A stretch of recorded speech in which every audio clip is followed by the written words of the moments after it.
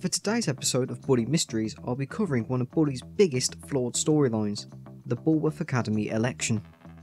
So let's begin with a backstory on this. When you start a new game and enter the Academy, you'll see a load of posters plastered on the wall for two characters, Ted Thompson and Ernest Jones, both of whom are running to become class president of Bullworth Academy. Now these posters are plastered on the wall throughout the majority of Chapter 1. And while that chapter mostly focuses on Jimmy settling at Bullworth and his rivalry with the bullies, we do get a mission around this class presidency towards the end of the chapter. However, after this mission, the whole storyline just abruptly ends. We get no continuation of this election ever again. It ends that abruptly that all posters of Ted and Ernest are removed straight after you complete the mission. It's never brought up or mentioned again by anybody, not even during Chapter 4. But what if we actually do know who the winner is, through subtle hints? So, let's take a look at the case for Ernest. I'm going to do this by analysing Ernest's speech, what we hear during the candidate, alongside what we see and hear later on in the game. So let's begin. Abusive prefects? Gone! As class presidents often work with students and staff to try and resolve problems, so I would assume that Ernest could put in a few complaints or requests to employ new prefects who aren't as violent or as abusive as the current ones. However, we don't see or hear any new prefects during Bully's storyline. Lackluster teaching? Gone! Another reasonable policy here, like with the whole abusive prefects thing, Ernest probably could talk to Crabblesnitch about teachers who are slacking on the job, like Mr. Galloway for one. However, I don't think Ernest would have the power to fire teachers and replace them as he wishes. It's also worth pointing out that during Bully's storyline we know of 3 teachers who get into trouble with Dr. Crabblesnitch, and they are Mr. Burton, who gets fired at the end of the game, Mr. Hattrick, who gets fired in the side mission cheating time I believe, and Mr. Galloway, who was nearly fired because of Mr. Hattrick's complaints to Dr. Crabblesnitch. However, none of these had anything to do with Ernest. Physical education? Gone! I don't think Ernest would have the powers to completely eradicate an entire class. Bullworth will be the model for a pure academic curriculum. Money no longer wasted on silly musicals or crafts. This policy is quite interesting. We actually don't see or hear any musicals in Bully now that I think of it. We don't hear anything about them, especially in the original version of Bully. Someone could argue that the whole Nutcracking mission on Scholarship Edition is a musical kind of performance, but I think that was mostly due to it being Christmas and trying to get into the whole Christmas spirit kind of thing. The only mention of anything like this is in the mission Wrong Part Town, where Ernest mentions Cornelius played Juliet in a school play. Who? Cornelius. You know, the scrawny kid in the acting club? He did an amazing Juliet in the school play. However, if that was a part of Bullworth's Christmas performance, it's still open to interpretation. So it could be that Ernest did win and he managed to stop Bullworth funding for musicals. My opponent would have you believe that sports are more meaningful for your future than decent textbooks and competent teachers. Now, while Ernest didn't mention he would buy textbooks, I believe he implies it here. He might have the powers to request newer and more informative textbooks, but I assume Crabblesnitch could refuse. However, in Rats in the Library, we do learn that the rats actually came from a crate of books delivered by Spencer Shipping. Although it's never specified, but maybe these books were requested by President Ernest. Now ultimately, we don't know what Bullworth textbooks are like.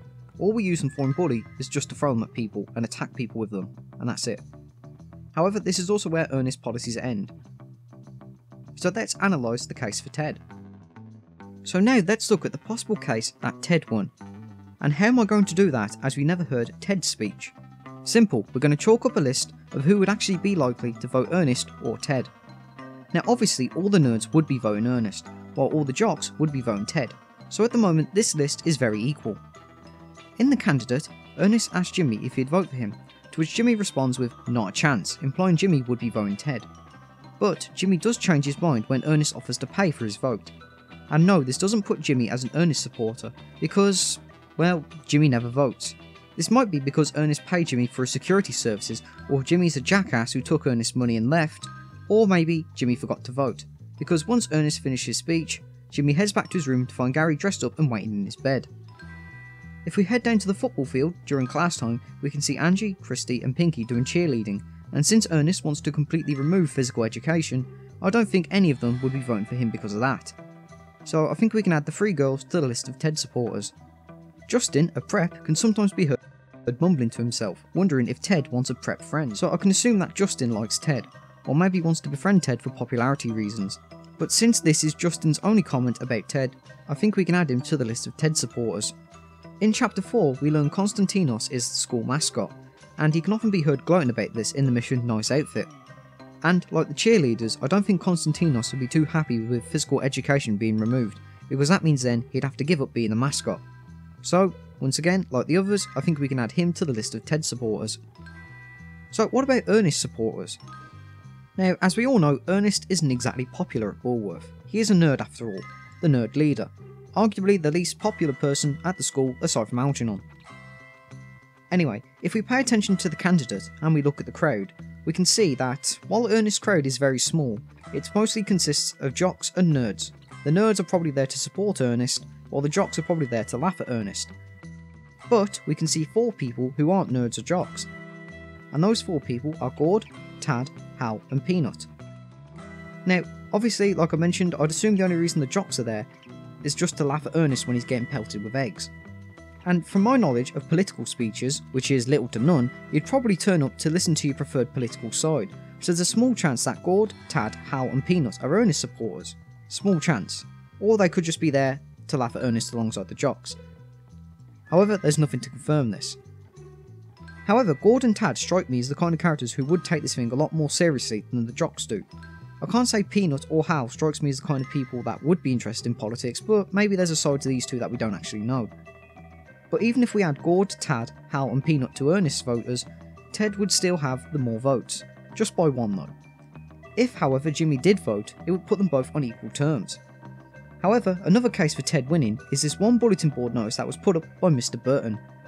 I believe it gets put up in chapter 4, which it says that a trip to the museum was cancelled and the money for that trip will be going towards the football team instead, which could have been requested by President Ted. So ultimately, who do I think won the election? I believe it was Ted.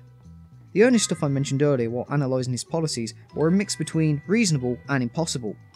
And Ted, if he did win class presidency, could arrange and cancel trips as he'd be working with staff members. It's that one bulletin board notice that could possibly hint that Ted actually did win in the end. Of course, cancelling something that the nerds are looking forward to put the money towards the football team does sound like something he would do given his passion for football and lack of care for anything that isn't sports. Ultimately though, I stand strongly by my opinion of the election storyline though, pointless storyline that had a lot of potential to it. So thank you for watching, I hope you found this video interesting or informative or boring or anything really, and thank you for watching.